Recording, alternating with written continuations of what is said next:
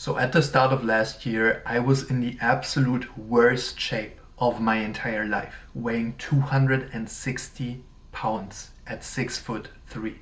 And just 1 year before that, I was in the best shape of my life. I had shredded abs, had the six pack, my body fat percentage was super low. So what happened? After my previous cut, I decided to go on a bulking phase. And it went pretty good up until I moved to the United States and I got injured. I couldn't work out for 3 months and I just started eating more and more and more until I got up to the 260. But all that eating didn't help, alright? It just made my whole situation worse and I felt terrible. I had so much fat in my ab area, and knowing that I had just been in the best shape of my life 1.5 years before that made it even worse. Now it took me about 6 months to get back into the best shape of my life, dropping 50 pounds of pure fat while gaining a little bit of muscle mass too. And a lot of you are going to say that is impossible. You can't build muscle when you're losing fat, when you're in a calorie deficit.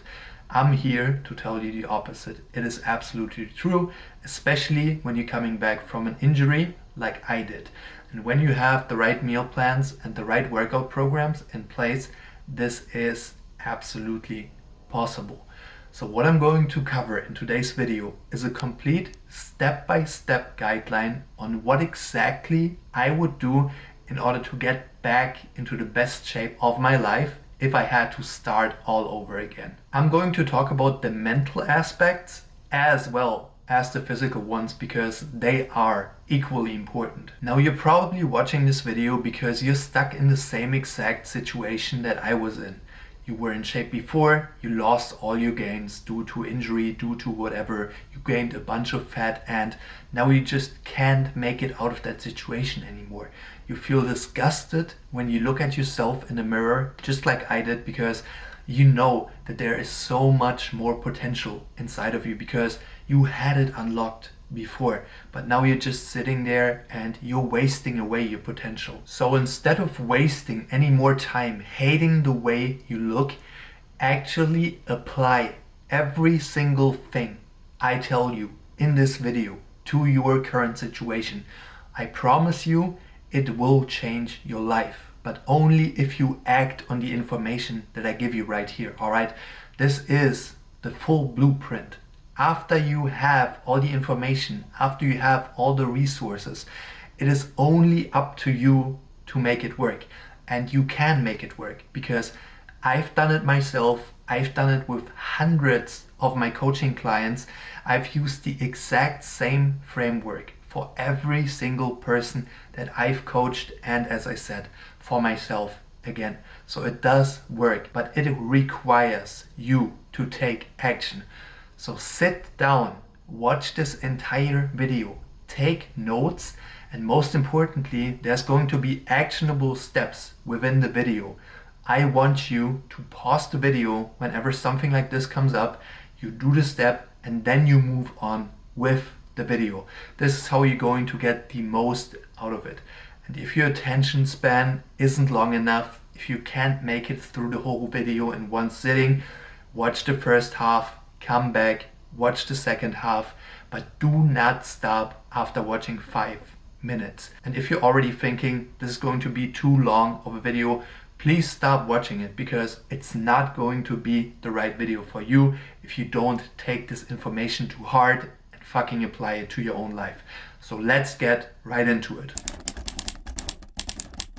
It all starts in the mind, alright? Before you even start thinking about going to the gym, before you even start thinking about getting on meal plans and structuring your workout programs, you have to come up with a precise goal. Because if you do not have this goal, if you're just saying, yeah, I want to get in shape, I want to get shredded, you're not going to get there. You have to have this goal in order to keep going even when you lose motivation, because there's going to be times when you lose the motivation, but when you have that goal, when you have that light at the end of the tunnel that you're always chasing, even when you don't have the motivation, you're going to keep on going, because in the back of your mind you can always remind yourself of that goal that you have, and then you can also remind yourself of why you are doing it in the first place, why you are going to the gym, why you are sticking to the meal plans. So that is why it is so important to have that precise goal. Now, to come up with this precise goal, you need two things. You need a precise number of weight that you want to lose. All right, let's say you're 250 right now, you want to get to 250 pounds of weight loss. That's going to be your precise number. Secondly, you need a precise time frame. All right, now those 50 pounds, let's say you want to lose them in 8 months. You have both things that are required in order to come up with the goal now. You have your weight loss, and then you also have your time frame. And by combining those two together, you can absolutely be sure that by the end of those 8 months, you will have actually lost those 50 pounds, because you can constantly remind yourself of the version that you want to be in the future. Now, I've done this myself, all right? When I did my transformation last year, at the very start, I made a video on Instagram talking to the camera like I am doing right now, saying that by the end of that summer, I would be in the absolute best shape of my entire life. At the end of the summer, I want to be unrecognizable, not only physically, but also mentally. It is time to turn my life around, and I hope to motivate some of you guys to do the same thing. At the point of the video, I was 250. In my mind, getting into the best shape possible was losing 45 pounds. I knew that at 205, I would look shredded, I would look sick, I would still have a lot of muscle mass. So in my mind, I had the 45 pounds. That's exactly what I wanted to lose from the start of that video. Now, then I said by the end of the summer, that was my time frame, right? The end of the summer at that time was about 6 months away. So I had my time frame, 6 months. I had my fat loss goal, 45 pounds. And by combining those two together, I was able to constantly remind myself of why I was going to the gym in the first place, why I was sticking to my meal plans in the first place. And trust me, the first couple of weeks, I didn't see a lot of results. Like, you know, my body fat percentage was so high that the first 4 weeks, 5 weeks, 6 weeks, 7 weeks, 8 weeks, I barely saw any changes in my physique, but I was always able to continue going because I knew that as long as I followed the programs that I made for myself, which we are going to go into detail about in a minute here, I would get to that end result of being 205, shredded, in the absolute best shape of my life. So this is going to be your first actionable step of this video. Before we do anything else, before we move on, before I show you how to structure your meal plans, how to structure your workout programs, I want you to stop this video and write down exactly what you want to accomplish. I want you to write down a precise number, a weight that you want to hit, calculate how much weight you're going to have to lose from now to then, and then also come up with a time frame. Obviously, don't do nothing that is insane, right? Don't say I'm going to lose 100 pounds in 3 months. That's never ever going to work substantially. But come up with a clear and precise goal, and once you have that, you can move on to step 2, which is going to be calculating your calorie intake and your macronutrient intake in order to make this transformation happen. Diet is more important than training. For those of you that have been in shape before and just lost it all, you probably already know this. But for the people that have never been in shape before, maybe you don't know this. Maybe you think that doing excessive amounts of cardio is going to get you into shape, but no. Being in a calorie deficit is going to get you into shape. And I'm not here to tell you the very basics, all right? I'm just going to go over this briefly. So, every human being has an amount of calories that it burns on a daily basis. This depends on your activity level, on your age, on your height, on your weight, a lot of different factors playing into that. Now, this is that amount of calories, right, that you're naturally burning on a daily basis. This can be increased by doing cardio. If you go for a run outside, you can increase this amount of calories to a higher one. Let's say normally this would be 2.5K. With the running, it might be at 3K. Now, let's just stay at 2.5K for now. 2.5K is your maintenance calories. Now, in order to lose weight or fat, you have to get into that calorie deficit where you're consuming less food than your body burns on a daily basis. Calorie deficit, 2K calories as an example. Now we have a deficit of 500 calories. This deficit, your body makes up for it by burning fat that you have stored. So this is how fat loss works, simply explained before we move on. Now that you understand exactly how fat loss actually works, it is important to know that you shouldn't go into too much of a deficit during your cut, all right? Because if you do, that's called crash dieting. This can really affect your hormones in a bad way. This could spike up your cortisol, which would make it extremely hard for you to lose more fat. So don't go too hard with the deficit. The deficit will depend also on the weight you want to lose, on the amount of weight that you want to lose, and on the time frame that you made up for yourself. Now, as I said, don't go too aggressive with the calorie deficit because it's not going to be sustainable. You still want to eat in order to give your body what it needs to recover from the training. So a good amount of a calorie deficit, and also what I did on my cut last year, was 750. I did start, however, at 1000 of a deficit at the very start because my body fat percentage was so high that my body was able to use so much body fat and turn it into energy at the very start. So I didn't need as many calories. However, when you're not 40% body fat like I was at 270, it is better to start with a slower approach. Let's say 750. I like that number, all right? 750 or 500 calories of a deficit is the absolute best way to do it because you're still going to have enough food in order to have good workouts, in order to have good recovery, but it's also going to be enough of a deficit to steadily lose fat. One thing that really helps with that, and I can't stress this enough, all my coaching clients are getting that. I'm doing that myself every single day. Get your daily steps up. Get your daily activity up to 10,000 steps, all right? This makes it so much easier to burn more calories, and you can still eat more food because you don't have to cut out the food at the very beginning. You just increase your activity and you burn more calories by doing that. But the steps aren't like cardio. They aren't taxing you when it comes to the recovery, right? Doing your 10K steps actually helps with that. It boosts blood flow in your lower body and in your whole body in general, helping you recover from your workouts even better.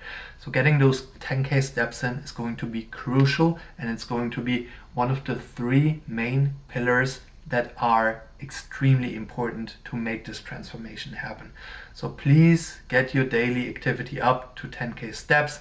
You can easily do this by walking in between your sets at the gym, which we're going to talk about later in the video. You can do this by taking your dog out for a walk.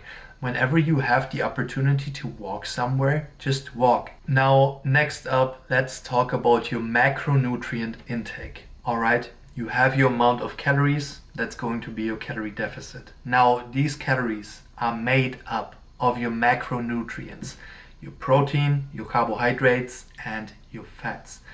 Protein should be 1 gram per pound of body weight. You can easily make this calculation, and I'm going to do it for you in a second here with an example. So 1 gram per pound of body weight in protein. 25% of your total calories that you're going to take in after you've calculated your deficit are going to come from healthy fats, such as nuts, salmon, avocado, that kind of stuff. All right, that's going to be your fat intake. And then everything that's left after that, after subtracting the protein and the fat from your total amount of calories, everything that's left, that's going to be your carbohydrate intake. Just for the basics, 1 gram of protein has 4 calories, 1 gram of carbs has 4 calories, and 1 gram of fat has 9 calories. Now, in order to calculate your calorie intake and also your macro intake, there's 2 options that you have. Option number 1 is getting on the internet and typing in calorie calculator. You could do 3 of those and then build the average of that after typing in your information, because they will give you different numbers. They are not 100% accurate, right? But once you have the average of 3, you can go based off that and then calculate your calorie deficit. Now, you can also use ChatGPT to do this. And for the sake of simplicity, that's also what I'm going to use in the video, because it's super simple, it's super straightforward, it's super easy. You're just going to put in all of your information and then it's going to spit you out the exact amount of calories that's going to be your maintenance. And you can also ask it for the calorie deficit that you would have to be in order to lose that amount of weight in the given time frame that you gave yourself. So let's get into that, and I'm going to walk you through exactly how you're going to do that. Okay. So what I have here is an example client, right? He's male, he's 6'1", he's weighing 220 pounds. He wants to get down to 140, 180. So the total amount of weight loss is going to be 40 pounds in 6 months. He's doing 5 workouts per week.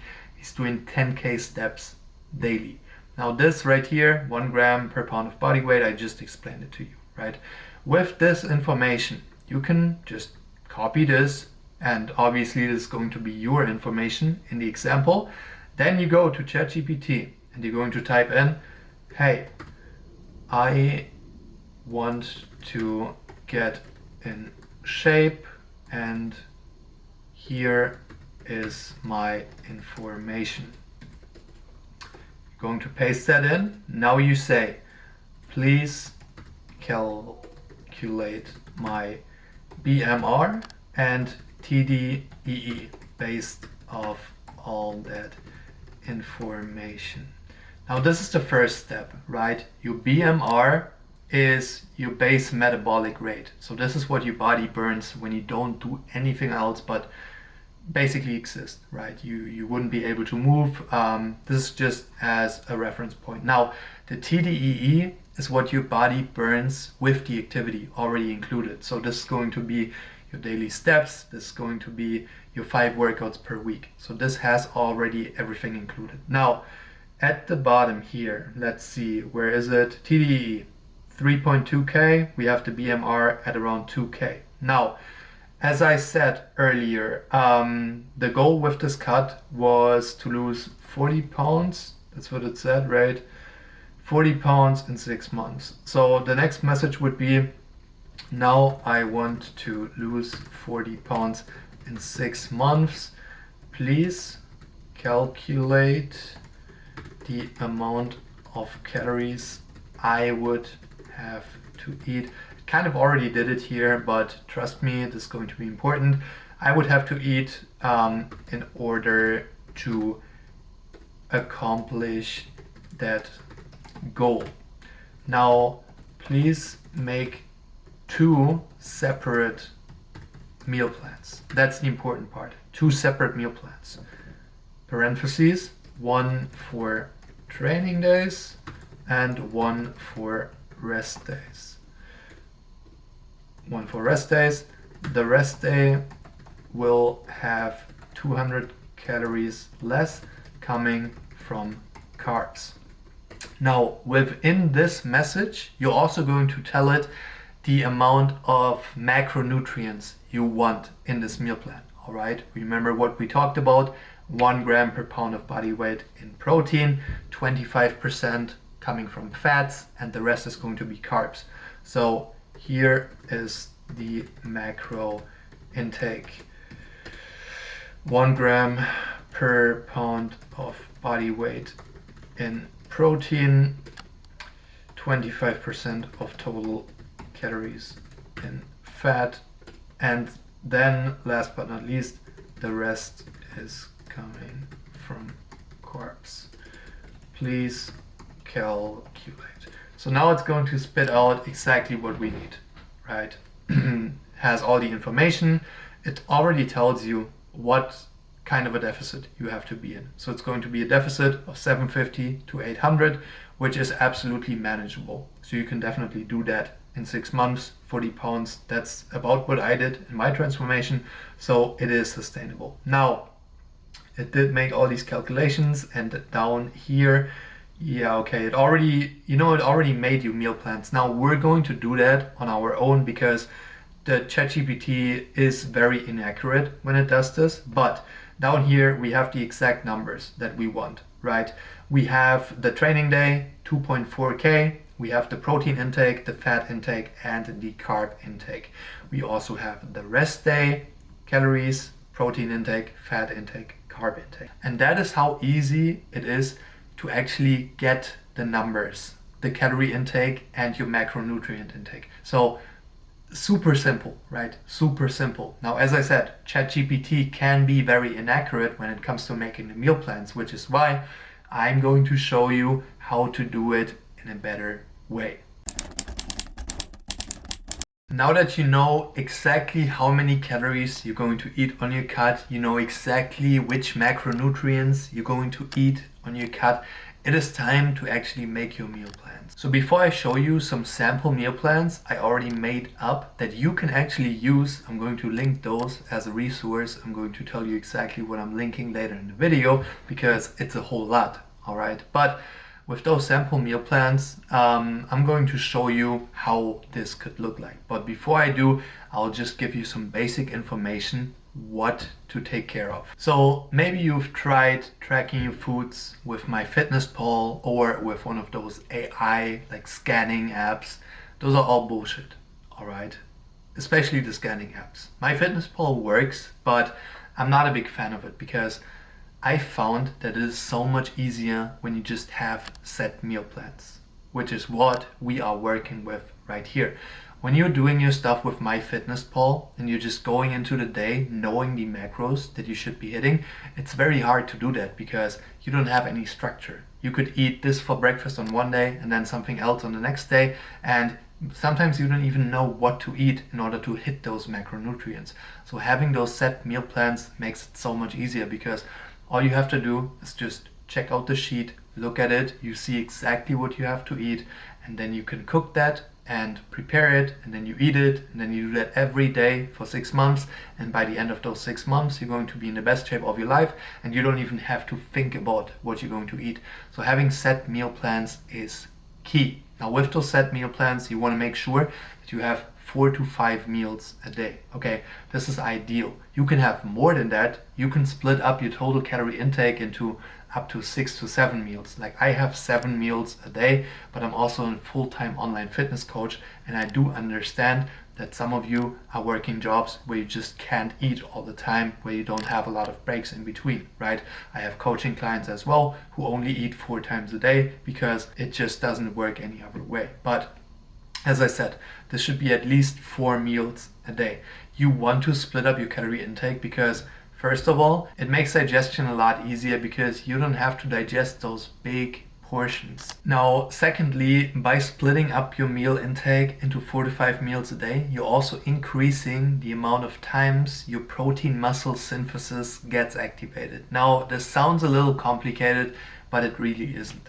When you're working out, you're just breaking the muscle down, right? Everything that you do afterwards, especially feeding on it, will rebuild the muscle up. And when you're taking in protein, this is when your protein muscle synthesis gets activated, and that is the process that actually builds the muscle back up.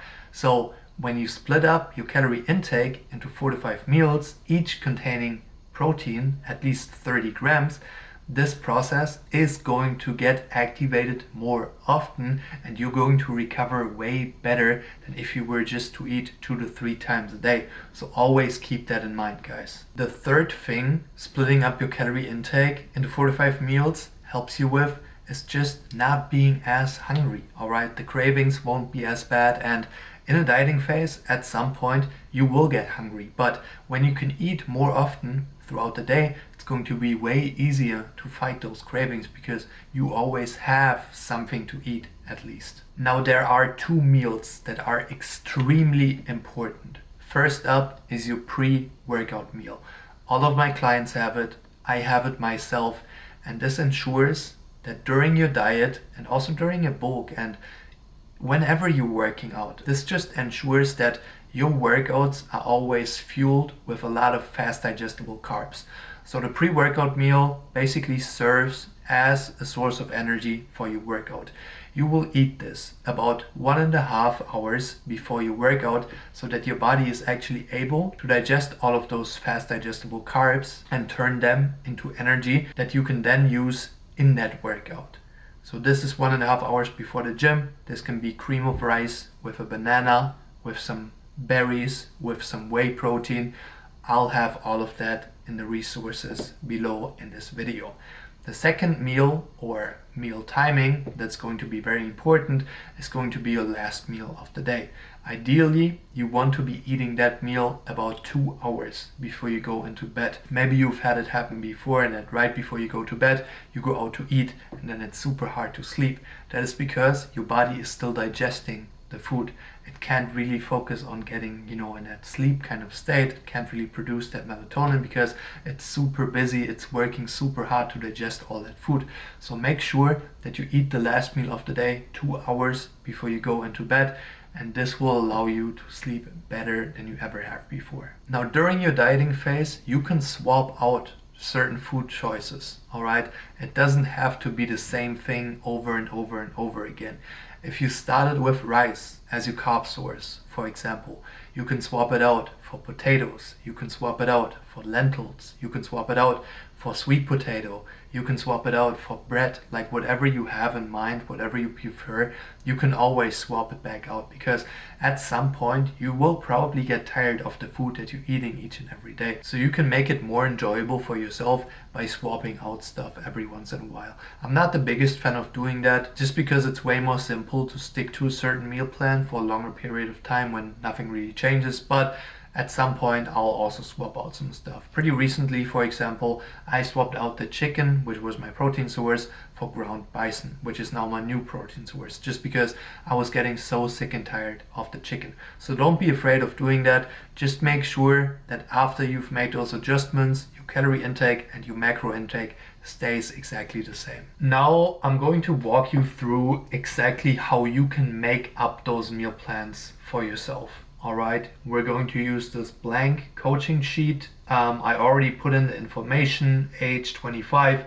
This is the example that we used before in order to make the calculations for calories and macros. So on the next page, I already have the meal plan set up, right? This is going to be the meal plan. If we remember correctly, the training day intake is going to be roughly 2.45K and the rest day 2.25. Now, here you can see this is slightly above, which 20 calories isn't going to make a huge difference. And then on the rest day, we are at 2.25K. Now for the meal plan training day, I'm starting off with breakfast. This is going to be a couple large eggs, some whole grain bread, 1 kiwi, and 5 grams of butter to cook your eggs in.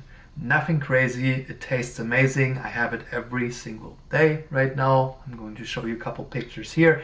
And this is a great way to start into the day if your workout is not in the morning. That's another thing that you want to make sure of, that you're not consuming too much fat before your workout, because this slows down your digestion. But in the morning, this is very ideal. If you have nothing going on after that, you can easily get some more fat in, because this will also keep you full for longer. So always remember that. Now, these meal plans are already made, right? But right next to the meal plans, I'm actually going to show you exactly how I calculated all the data for, the breakfast.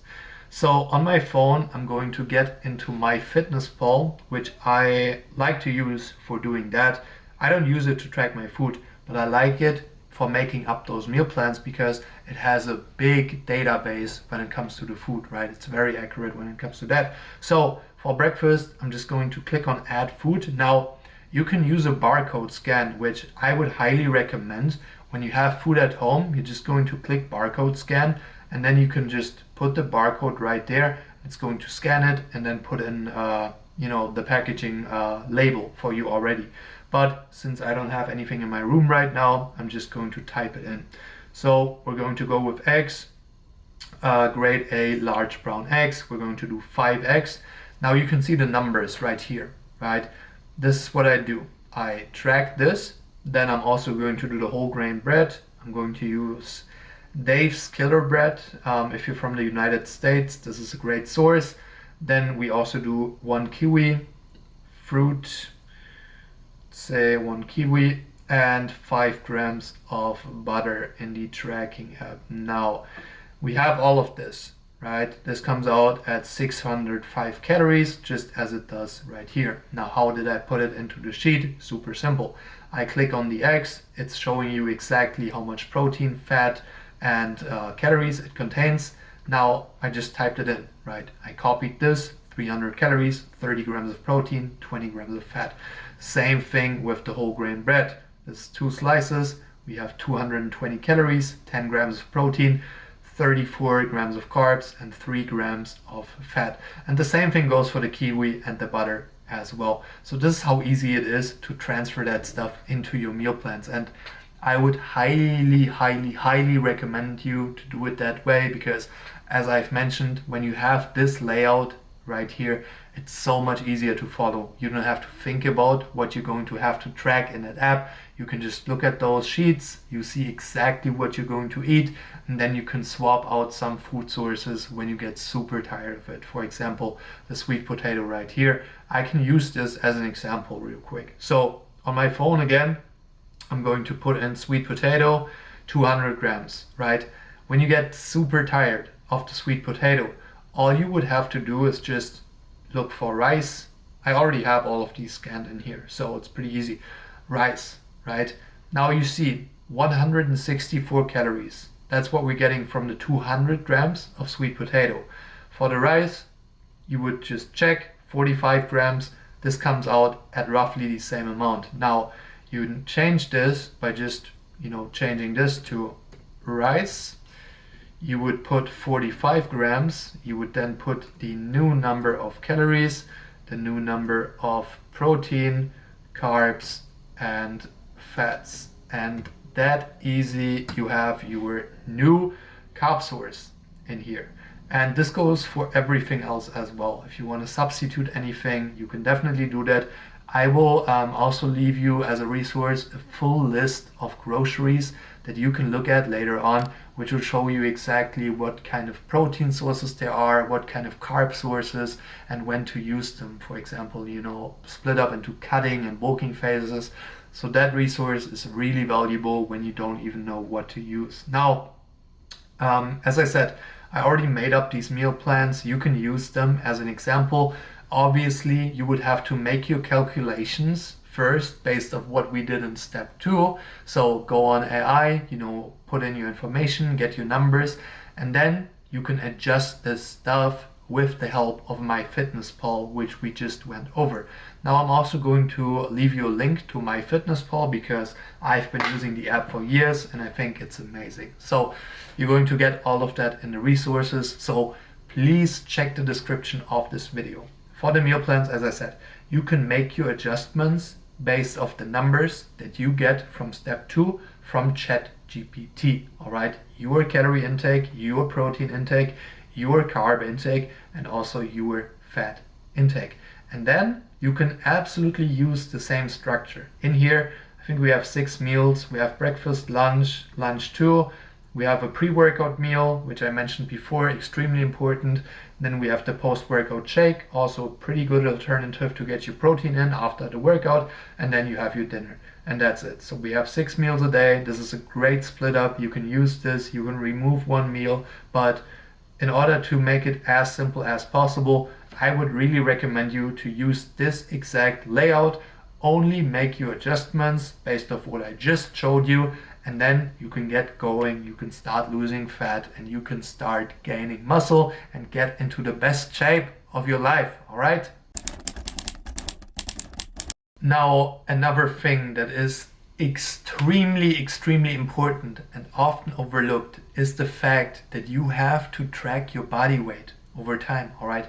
If you don't track your body weight, you don't have the data in order to even know if you are in a calorie deficit, because it can be the case that ChatGPT is not 100% accurate and that you're not losing any weight, although I think it comes up with pretty precise numbers. But in order to avoid this mistake from happening, all you have to do is simply weigh yourself every single morning on an empty stomach, and then you build the average of those weigh-ins at the end of the week, and then you compare week 1's average to week 2's average, because when we're just going off daily weigh-ins, it can fluctuate a lot depending on how much water you're holding in your body, depending on so many different factors like your stress levels, your training. So let's say on one day you weigh 200 pounds, on the next day, even when you are in a calorie deficit, you could go up to 201, and then on the next day you can go down to 199. So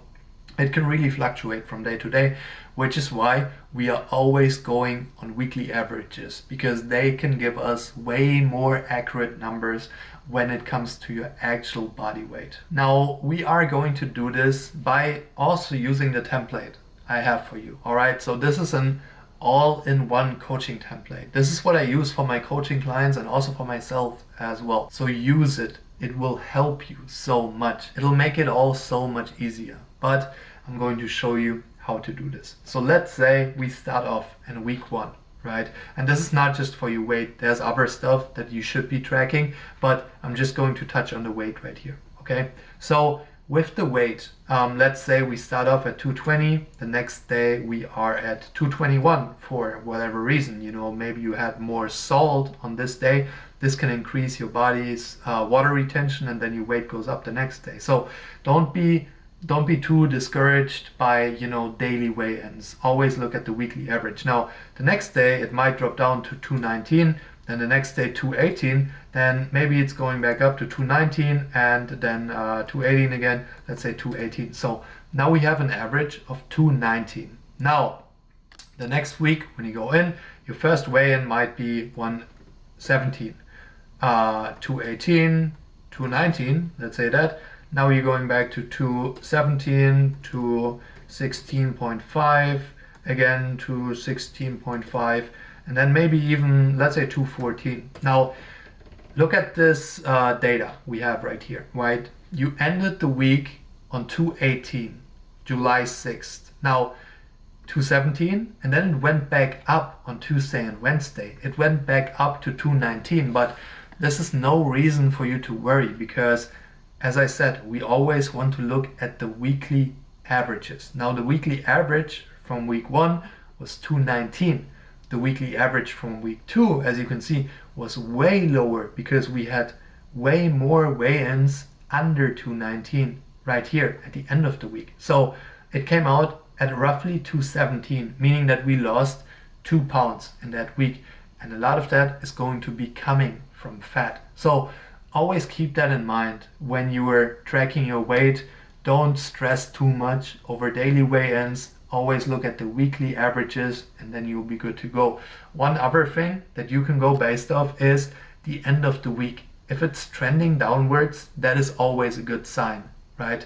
If it's not trending downwards, however, let's do the next week as well, okay? So let's say here you're 214, you're 214, maybe you're 215 here, maybe you're 214 again, and now you're 215, you're 214.5, you're 215 again. Now, this is still a lower weigh-in than we had right here. And this is great because we don't necessarily have to change anything. We're still dropping weight. Now let's say this continues the next week and we just have the same weigh-ins, which is not going to happen all the time, but I'm just using this as an example. Now let's say we have the same weigh-ins and maybe you even have like a 216 showing up right here. So this would be a reason to worry about because your average has just gone up slightly and the end of the week isn't looking as nicely as it should be. So when the end of the week is looking like it's going back up again, you can maybe decrease your calories further. Now,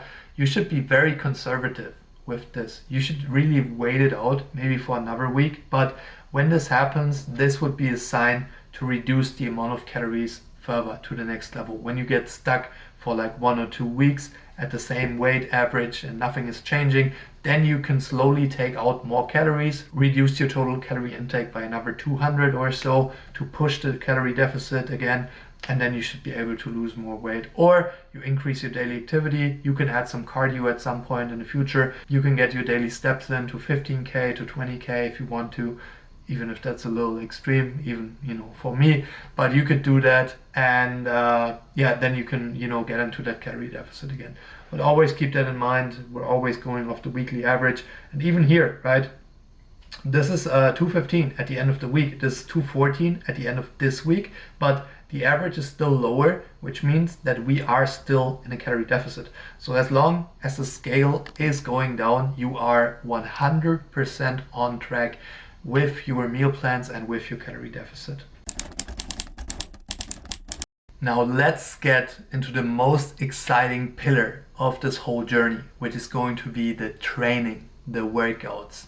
All right, I'm going to walk you through exactly what you have to take care of when you're making your own workout programs, and I'm also going to walk you through the template that I have for you. It's already filled out. It contains a whole workout program that is ready to get started. So first of all, you have to understand that you have to do hypertrophy focused training in order to successfully make a transformation like this one happen. All right, if you don't do this and you're just in a calorie deficit, at the end of your diet, you will just look skinny. You will have no muscle mass on your frame, and who wants that, if we're being honest, right? You want to look ripped, you want to look shredded, you want to have that six pack, you want to have muscle everywhere, and you just want to get rid of all of that fat. So in order to do that, you have to hit the gym consistently, and there's a lot of things that you have to do right. So first of all, how many workouts should you even be doing per week? My recommendation is 5. The workout program that I have for you also has 5 workouts per week. You can also get away with 4. You can also get away with 3, but I rarely do 3 workouts per week, just because 4 and 5 is way more effective. Now, when it comes to those 4 or 5 workouts, I'm going to use 5 here in this example because that's also what I'm using in the programs. With those 5 workouts, the main thing that is super important is that you split it up in a way that you hit each muscle group twice a week. This increases the frequency in which you're training a muscle, meaning that you can split up the total volume that you're training that muscle in into 2 sessions instead of cramping it all into 1 session. Like maybe you've done that before, right? The classic bro split where you do 20 sets of chest in 1 workout.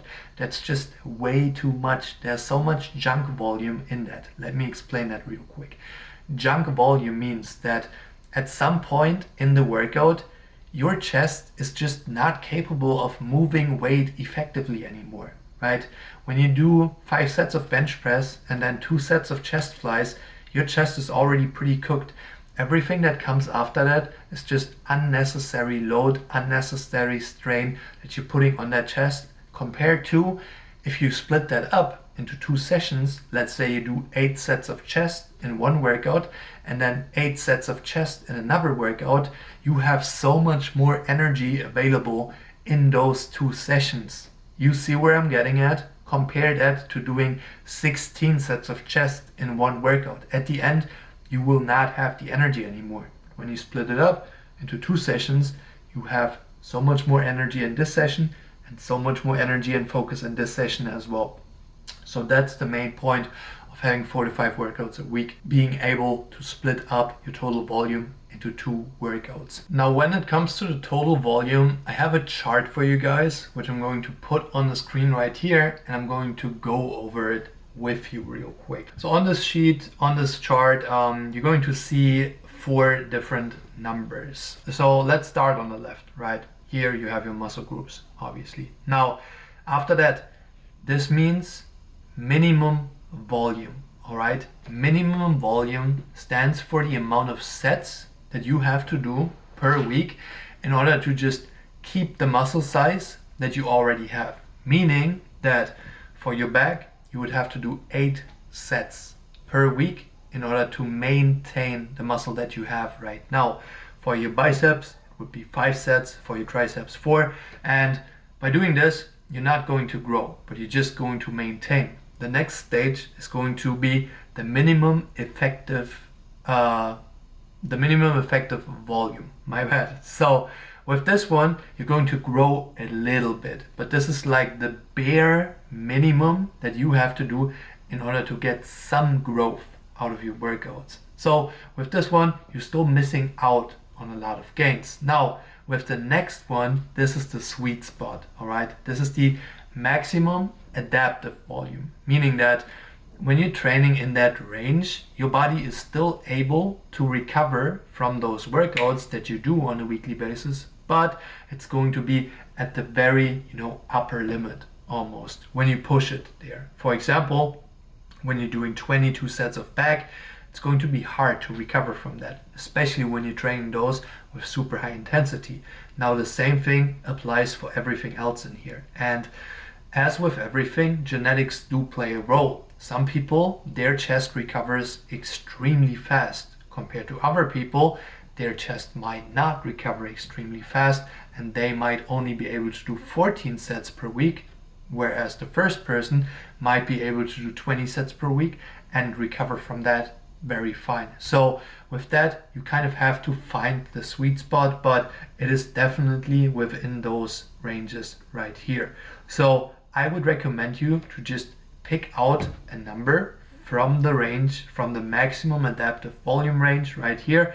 Try it out, see how you recover, and if your recovery is holding up, you can push it up a bit more. You can add 1 set, you can add 2 sets, and then you can see how well your body is able to recover from that. Now, with that being said, I do already have the full workout program laid out for you, so you don't really have to do this, but you can always make adjustments to the workout program as you go about doing it. The fourth column right here is the maximum recoverable volume. I think that's what it stands for. So this is the absolute upper limit. When you train so many sets per week, it's going to be extremely hard for you to recover from that. And the only way really to recover from that is by optimizing your recovery as much as possible. So if you're a professional bodybuilder, you might be able to get away with that. But if you're not, if you're just like me, if you're just like my clients, you're just trying to get into the best shape of your life without sacrificing your whole life for it, you definitely don't want to be training in that range. And it also gives you an overview of the frequency that you should be doing per muscle group. Obviously, as I said, 2 times is definitely enough. This really allows you to grow a lot. You can push it more than that, but with the workout split that we are running, it's most often 2 times per week. Now, as I already mentioned before, with the volume and with the frequency, you want to split up your workouts in a way that you have maximum focus for each muscle group in each workout. Now, when it comes to the workouts in general, you have to approach these workouts with that exact mindset, all right? All of these workouts should be taken super seriously. You should be going into the gym and you should really be going to war with yourself. You should push every single working set that you do to failure, to muscular failure. Now, muscular failure means that you're maintaining perfect form, perfect technique. That is important, right? You first want to master the lifting technique. Once you have that, then you push the intensity to the point where you just couldn't get another repetition in while keeping up the good technique. And that's when you hit muscular failure. And studies have shown that the closer you train to muscular failure, the more growth you're going to get out of those sets that you do. So always keep that in mind. When you go to the gym, you want to train with the highest intensity possible.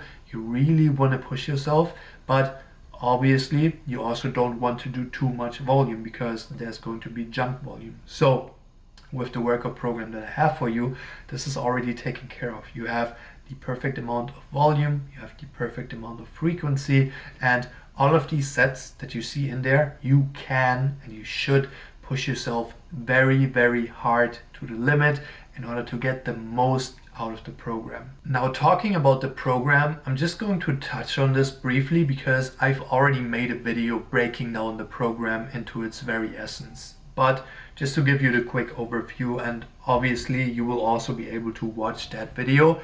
And in this sheet right here, the instructional video for the workout program is included. So you can watch this video where I really break down the workout program that is already in here on its own, but I'll still give you a quick overview. So this is my Powerbuilding 3.0 workout program, and this is the exact workout program that I used to get into the best shape of my life. So I ran this for about 6 months. I didn't change a thing, and it helped me grow so much, and it also helped me develop strength along the way, because I like to train for strength as well. So squat, bench and deadlift is definitely in there. Now, the split that we're running is a push-pull legs upper lower split. So we have a push workout, a pull workout.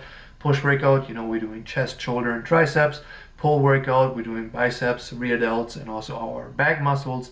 And then we have a leg workout, obviously all lower body. We have upper body and then lower body. Upper body is just going to be all upper body. Lower body, again, is just going to be a lower body. So this is the split that we're running, and you can already see this allows us to hit each muscle group twice per week.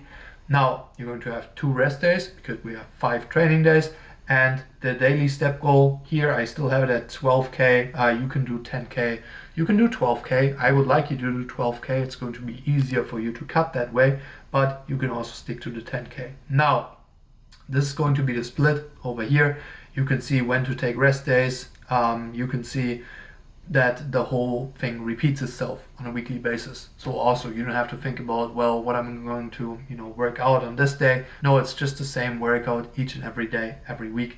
And that really allows you to make progress in those workouts. Now, down here, I'm just going to use the push workout as an example. You see the exercises right there. You see which muscle group is targeted. You see how many working sets are done per exercise. Then you have your rep ranges. For the bench press, you don't have a rep range, you have given reps, and here you have your rep ranges, right? When it comes to the rep ranges and all that stuff, this would take way too long to explain in this video, so that's all going to be in the instructional video that you can watch when you just go here and click on this little video right there. Here's some extra information. I really want you to go over this. This is super valuable, and I'm going to go into detail about that in another video where I just talk about workout programs, but for the sake of length of this video, I'm not going to. Now, here's some descriptions, tips and notes, and you also have instructional videos for all of those exercises. So when you don't know how to do the exercise the right way, you can click the video, you're going to see me do that exercise for you, demonstrate it, and give you some instructions on how to do it the right way.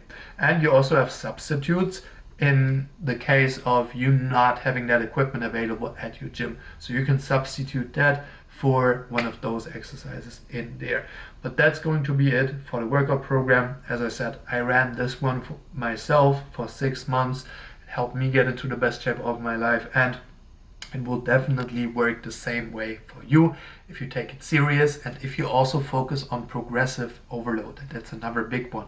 You always want to make sure that you're making progress from one workout to the other. So let's say you're lifting 50 pounds times 8 in your first workout. The next goal would be, in the next workout, you would want to hit either 9 reps or 10 reps until you get to the top of a given rep range. Right? Let's say it's in the 8 to 12 rep range. So you work your way up to the 12 of that rep range.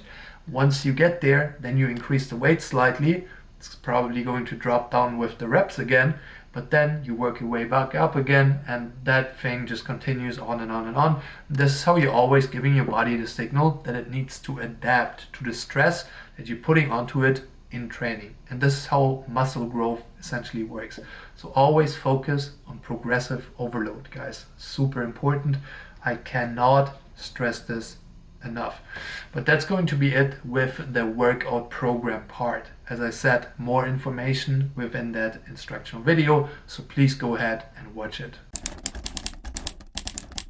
Now I just keep on having to adjust the ISO on my camera because it's getting darker outside. But we're almost at the end of this video. We have one more thing to cover really, and then just the end. So the one thing that we need to talk about still is, what are you going to do when you get to a plateau? What are you going to do when, all of a sudden your weight isn't going down anymore? I already touched on that before. You just decrease the amount of calories that you have been eating further, or you increase cardio, right? That's one thing that you can do.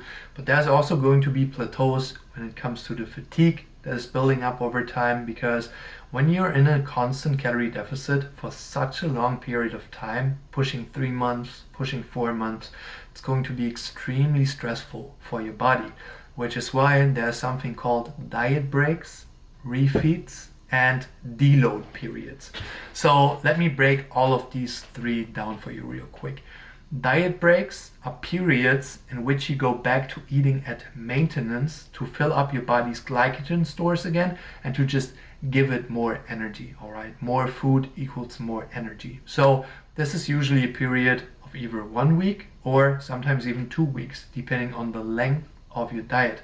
And I wouldn't plan those necessarily, but whenever you get to a point where you feel super exhausted, just extremely down, and you feel like you just don't have any energy left, this is when you should be taking a diet break, all right? Going back to your maintenance calories that you calculated at the very beginning, eating that amount of calories for about 1 or 2 weeks, depending on how you feel after the first week, and then going back into the cutting phase. This will help you so much push past those plateaus where you just feel like you can't keep going anymore. Now, the next thing that you can do is a refeed. This is when you kind of feel off a little bit, but not as much as when you have to do a diet break. A refeed is just a singular day or 2 days where you increase your carbohydrate intake by a lot. So on those days, you can add 200 grams of carbs, you can add 300 grams of carbs, just to fill up your glycogen stores again, which will give you so much more energy in your workouts. And then oftentimes that is already enough to push you through another week or 2 or even 4 weeks of dieting. So this is usually midway point at the very start of your diet, and the diet breaks, the real long ones, like 1 to 2 weeks, that's more at the end of your dieting phase, towards the end. Let's say we're having 6 months, the diet break would probably come in at around month 4.5 or even month 5, and then you could push for another month after that. The refeeds, they can occur more often throughout the dieting phase. Now, the last thing that is also very, very useful when it comes to that is deloads. Deloads can help a lot, and you should make use of deloads. And I also have a graphic for you right here. But before I get into that, let me explain what a deload actually is. So over time in your body, from the training that you're doing, you're just building up stress, right? And most often your body, through recovery, through sleep, through food, is able to reduce that stress back to a neutral level again. But it is never able to reduce it all the way down to 0 again, because you constantly, keep working out. You're constantly putting more stress onto your body. So this stress level always creeps up a little bit more, a little bit more. It goes down again, but not all the way down. So it keeps on adding. And at some point, it'll just reach this spot where it's getting to the point where your body is not able to recover from those workouts anymore. So this also happens in the dieting phase. And when you get to that point, a deload is very effective. This is reducing the total amount of weights lifted by about 30%, meaning that you can just use the weights that you have been using, multiply them by 0.7, and then you can use that for a week, give your body the time it needs to recover, and then you can push again after that. So you can possibly combine that with a diet break. You can possibly combine that with refeed. There's so many different options, and I'm also not going to go into crazy detail about that right now, but I'll touch on that more in a future video as well. Now, as I just mentioned, I also have this graphic of this principle. So here I'm going to show you, especially with the deload. So as I said, your body just accumulates fatigue over time, right? In this example, it's 4 weeks. That might be a little extreme. It usually takes longer than that, but it can never reduce the stress all the way to 0 again. So it keeps on stacking up that fatigue week by week. And at some point, you just feel so burnt out. You just feel so weak because it's super hard for your body to recover from those workouts. So when you get to that point, you take that deload. And then by doing that for a week, your body is actually able to reduce all that fatigue back down to 0. And then you can start pushing again. Now, After a deload period, you shouldn't go into the workouts with the same weights that you used before. You should go in and start at around 80%, maybe 90% in the first couple of sessions, and then work your way back up over 1 or 2 weeks. And then you can continue making progress, and you can push past those plateaus that will arise in a dieting phase at some point or another, because essentially what you're doing is starving yourself in order to lose fat, because your body, as we explained earlier, as we talked about earlier, is using that energy gap in order to lose fat. So all of the tactics we just talked about, deloads, diet breaks, refeeds, they are super effective in a dieting phase, especially when you feel that fatigue creeping in at the very end. So maybe some of you have been in the dieting phase before and you got to that point where you just had that plateau, you didn't know what to do, and then you kind of broke and you regained some weight. So the next time you get there, you know exactly what to do. You either do a diet break, you do a refeed, or you do a deload, or you do a combination of a deload and a diet break, and then you can push past that plateau again. But don't fall back into old temptations. Don't regain all that weight in that period. It's totally normal. It happens to me all the time. I'm having a deload next week, but this is just what you're going through when you're dieting. Now you made it to the end of this video. All right, you now have all the information that you need in order to make this transformation a reality, in order to make this positive change in your life. So please go ahead and execute on everything I just gave you. I was able to do it myself, all right? I was able to make this transformation happen by following the steps that I just explained to you in this video. My clients have been able to do the same thing for themselves because they are doing what I tell them, which is essentially what I just told you in this video, just in more detail, all right? So please go ahead and take this seriously, because you too can do it. There's no reason why you wouldn't be able to do it. You have all the information that you need. Now it is really up to you to make this change and to continue even when you don't want to, because the motivation is going to fade. Even when you're watching this video right now, you feel extremely motivated. You're ready to start. You have the workout programs ready. You have the meal plans ready. You made all your calculations. You have written out your goals, all that good stuff. Even when you're really motivated right now, there's going to be times when you don't have the motivation anymore. But that is when discipline comes in. That is when you have to remind yourself of that goal that you set for yourself, right? Always remind yourself of that future version that you want to become.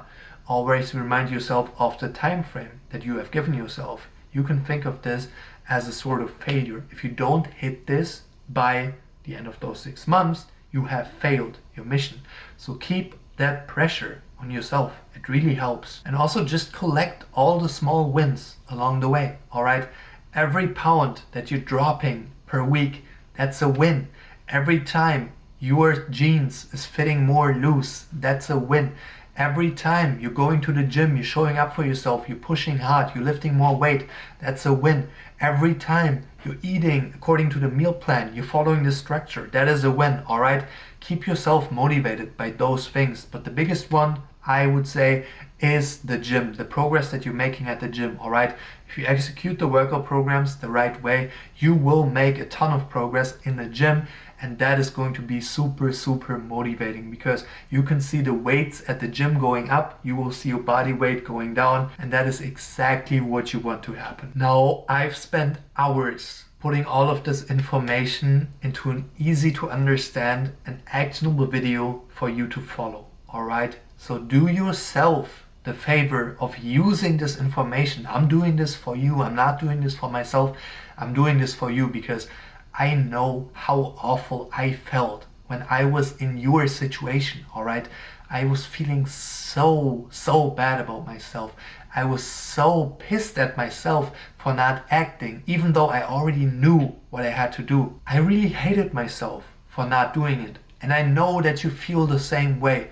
So please start executing on this and I promise you, you will be so grateful at the end of the time period that you have given yourself. You have all the resources that you need. You have your own check-in sheets, you have your own meal plans, you have the workout program with instructions, you have everything that I mentioned in this video as a resource linked in the description of this video. So all you really have to do is take all this information, take all the resources, put it together into an actionable plan. First of all, make your goal and then execute, execute, execute. And if you're still not ready to do this, you're just missing one piece, and that is accountability. You're not able to hold yourself accountable, even though you already have all the information. And I know how you feel because I was in that exact situation last year. You need someone that holds you accountable. You need someone that motivates you along the way when you're making those small wins, or when you feel uncertainty, someone who can take all that weight off your shoulders and tell you that you're doing things right even when the scale isn't reflecting it necessarily. And that is exactly where my one-on-one coaching comes into play, because I have done it myself. I have done it with so many people before you, and I promise you that I can also do it with you if you are dedicated enough to make this change in your life. Now, with the coaching, you won't have to guess. You won't have to do it yourself. Everything will be customized to your individual goals. Everything that we just went over, I will do that for you. And because of my experience, there isn't going to be a single mistake in your meal plans nor in your workout programs. So all that weight is taken off of your shoulders. But remember that I'm not taking on every single person in this coaching. I'm only taking on persons who are serious, who are committed, who are dedicated to make this change, who know that they have so much more potential inside of them. The persons that have this fire burning inside of them that's telling them to finally make the change, to finally make that transformation a reality. And if you are that type of person, if you're truly ready to make this change, to turn your life around completely, you can apply to my coaching for a qualification call in the first link in my bio, and then we can talk on the call and see if you actually qualify and if you are a good fit for the coaching. Now, as I already said in the video, I will be recording so many more videos on all of those topics. All right, there will be in-depth videos on the meal plans, on the workout programs, on the deloads, the refeeds, all of that stuff that I just covered in this video. But this would have been way too much to cover in just one video. So stay tuned for those videos, because they will explain to you exactly, step by step on how to do that stuff. I love you guys. I appreciate you guys for the support that you've been showing me recently. It's really motivating, keeps me going, and I hope that these videos keep you going as well. I'll see you all in the next one. Take care.